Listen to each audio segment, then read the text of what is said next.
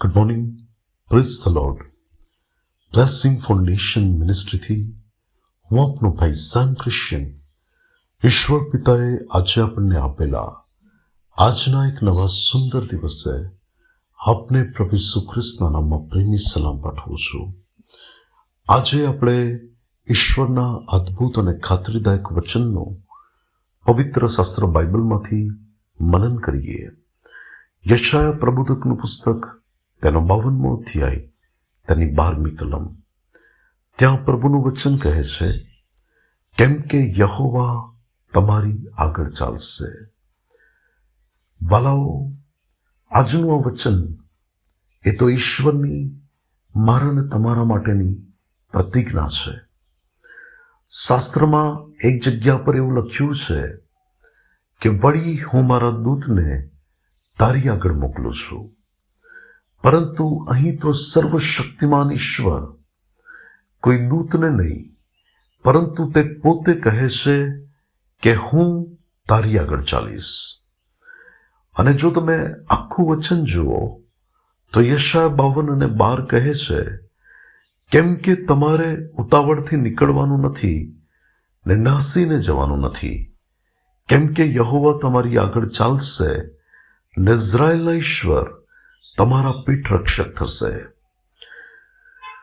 વાલાઓ, જીવનની અંદર એવા માણસો કે જેઓ પરિસ્થિતિઓનો સામનો ન કરતા એ પરિસ્થિતિઓમાં નાસી જાય છે.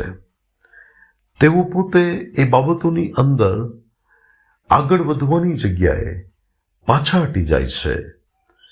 તેઓ ત્યાંથી ભાગવા માટે ઉતાવળ કરે છે કે આ પરિસ્થિતિમાંથી હું ભાગી જાઉં.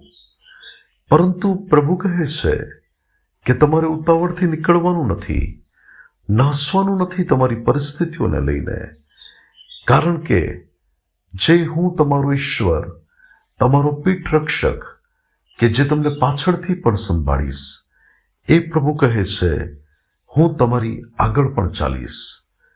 એક સુંદર ગીત છે કે तूने मुझे आगे पीछे घेर रखा है, अपना हाथ मुझ पर रखे रखा है.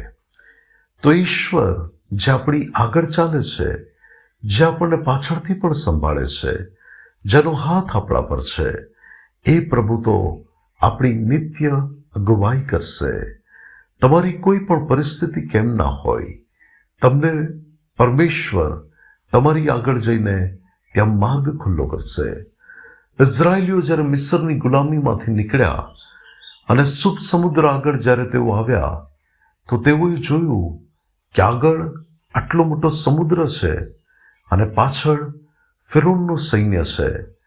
ત્યારે એ પરિસ્થિતિમાં કશું નહોતું સૂચતું, પરંતુ એ સર્વશક્તિમાન પ્રભુ પાસે મહાન યોજના હતી કે તે પોતાના સામર્થ્ય વડે લાલ સમુદ્રના 2 ભાગ કરી નાખે.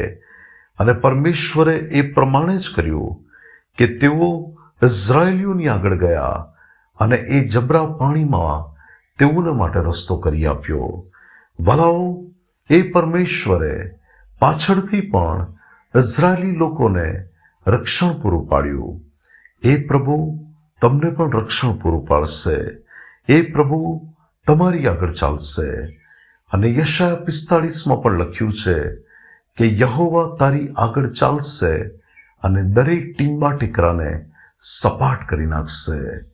એ મહાપરાક્રમી પરમેશ્વર, સામર્થ્યવાન પ્રભુ જ્યારે આપણી આગળ ચાલશે, ત્યારે ભલાઓ, શું પ્રશ્નો, શું વિકટ પરિસ્થિતિઓ, શું પડકારો, એ બધી બાબતો તમારા માટે જાણે કે કશું જ નથી એવી રીતે પ્રભુ કરી નાખશે.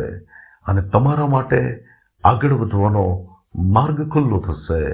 તમે જે પ્રશ્નો જુઓ છો, તમે જે પડકારો જુઓ છો, તમે જે પરિસ્થિતિઓ જુઓ છો, પ્રભુ એમાં એ બધી બાબતોમાં રસ્તો કરશે અને તમે પ્રભુના મહાન કામને જોશો. તમે જે જોઈ રહ્યા હતા એ તમે નહીં જુઓ, પરંતુ પ્રભુ તરફથી ઉત્તમ પરિણામ જોશો. પ્રભુ આજના પવિત્ર વચન દ્વારા આપણને આશીર્વાદિત કરે. આવો આપણે પ્રાર્થના કરીએ. સ્વર્ગમાં અમારા પ્રેમાળ પિતા, આજના પવિત્ર વચન માટે તમારો આભાર. પ્રભુ, તમે જે ખાતરીદાયક વચન આજે અમને આપ્યું છે કે તમે અમારી આગળ ચાલશો, ત્યારે પ્રભુ તમે તમારા બાળકોની આગળ જે પણ પહાડ જેવા પ્રશ્નો, કેવી પરિસ્થિતિ, આગળ નહીં વધવાવાળો પ્રભુ રસ્તો, તો તમે બધી બાબતો તેઓના માટે ક્લિયર કરો અને પિતા તમારા બાળકોને તમે આગળ વધવા માટે સહાય કરો. ઈસુ ખ્રિસ્તના નામે માંગીએ છીએ. આમીન. May God bless you. Have a blessed day. Shalom.